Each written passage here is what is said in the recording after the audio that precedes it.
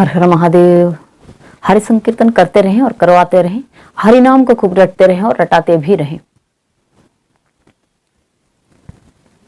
बहुत सारे लोगों की कहानी है, अपने बच्चों के लिए बहुत सारी संपत्ति एकत्र करना ये इनका क्रेज हो गया है, इनका शौक हो गया है, इनकी चिंता हो गई है, इनका एक व्यवहार ही बन गया है।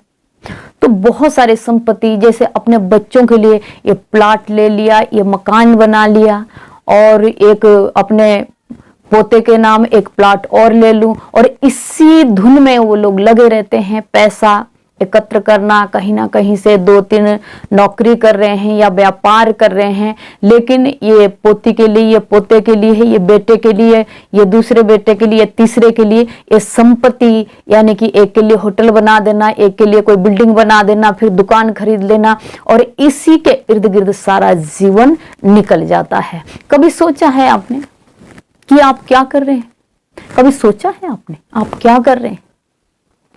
इतनी सारी संपत्ति एकत्र करते हैं, तो वो बच्चे जो हैं, वो बच्चे क्या करेंगे?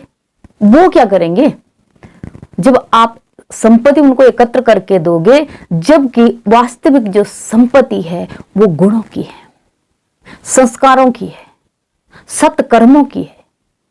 अगर उनके पास सत्कर्मों की पूंजी होगी, गुणों की पूंजी होगी, संस्कारों की पूंजी होगी, तो इस तरह के अपाहिज नहीं होंगे जैसे अपाहिज आपने आज बना दिए हैं।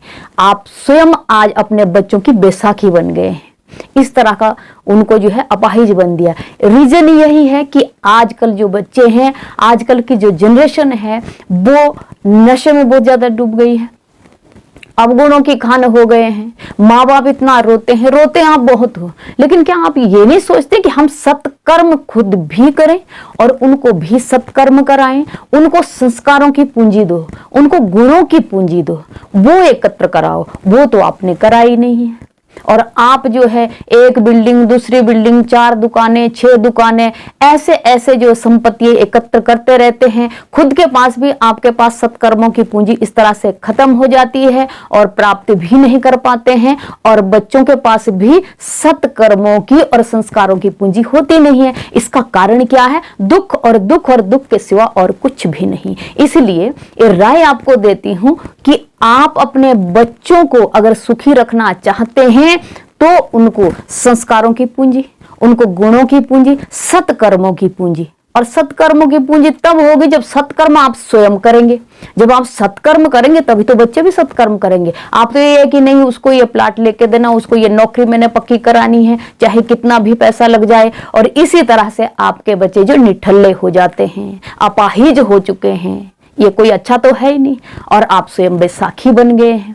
आपके सहारे, आपके टुकड़ों पे, आपके कार्यों पे, आपके पैसे पे ही वो रहते हैं और उनकी आदत बन जाती है। इसमें उनको बिगाड़ने का रीजन कोई और नहीं है। दूसरों को तो कहते हैं कि उसने बिगाड़ा, उसने कहा, उसने ये किया, उसने वो किया, वो बात अलग है, लेकिन बिगाड़ते आप स्वयं हैं। बिगाड़ आप स्वयं रहे, अपने दुखों का कारण आप स्वयं हो। अपने बच्चों को गुणों, संस्कारों की और सत्कर्मों की पूंजी एकत्र करो जितना हो सके। अगर आपके पास पैसा है, आपके पास इनकम का कोई स्रोत है, तो उससे सत्कर्म कीजिए। बच्चों से भी सत्कर्म कराना सिखाएं, जिससे अगर उनके पास सत्कर्मों की पूंजी होगी, नौकरी नहीं होगी, कोई व्यापार नहीं होगा, सत्कर्म होने के कारण संस्कार उनके पास होंगे, संस्कारों, गुणों और सत्कर्मों के द्वारा, तो फिर वो पैसा कमा लेंगे। अगर उनके पास सिर्फ पैसा होगा और संस्कार नहीं होंगे, गुण नहीं होंगे, सत्कर्म नहीं होंगे,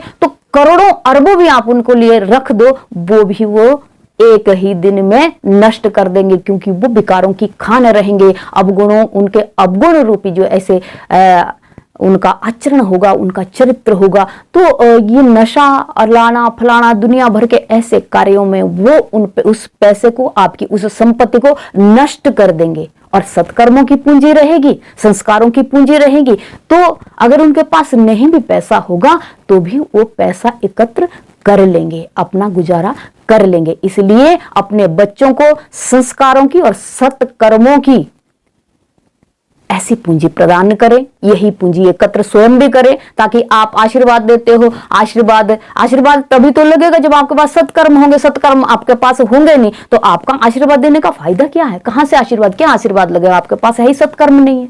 हरि बोल।